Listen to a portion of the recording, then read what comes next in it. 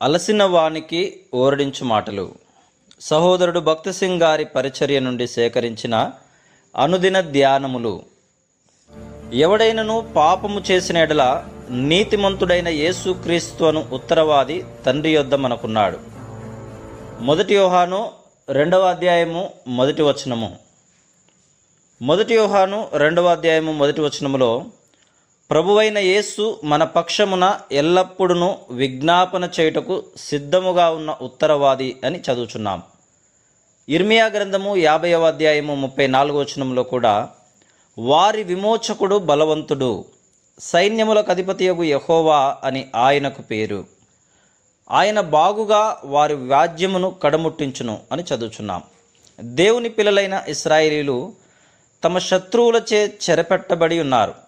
వారి శత్రువులు వారిని బాధించిరి, వారిని పోనిచ్చుటకు సమ్మతించలేదు.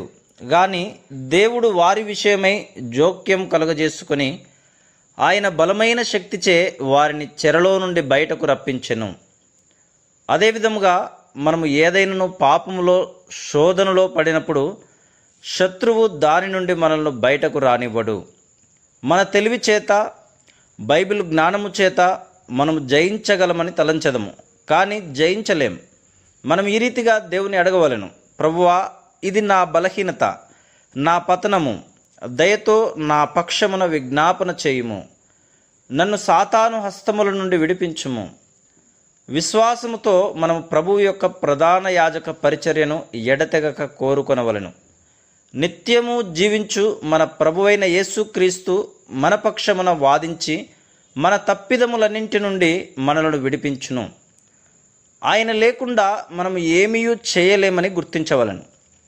మనము ఆయన పరిపూర్ణతలోనికి వచ్చే వరకు ఆయన విజ్ఞాపన పరిచర్యపై ఆధారపడవలను. ఆ ఉద్దేశము నిమిత్తమే ఆయనకున్నదంతయు మన కొరకు ఇచ్చివేసి ఉన్నాడు.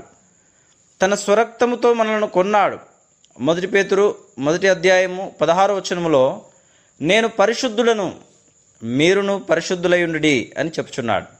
కనుక మనము ఆయన పరిపూర్ణతలోనికి వచ్చుటకు ఆయన విజ్ఞాపన పరిచర్య మనకు అవసరం.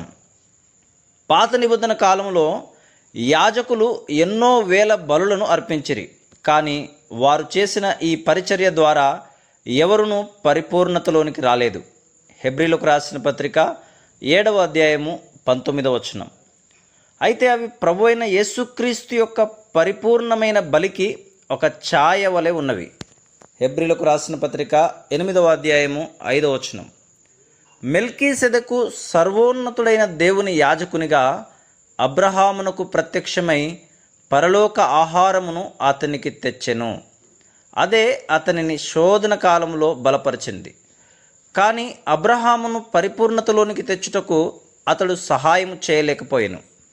మన ప్రభువైన యేసుక్రీస్తు దున్నబడుటకు లేదా విరువబడుటకు శరీరమంతటిని ఇచ్చుట ద్వారా మరియు మన నిమిత్తము మరణమును జయించుట ద్వారా ఇప్పుడు మన పరలోక ప్రధాన యాజకుడయ్యను.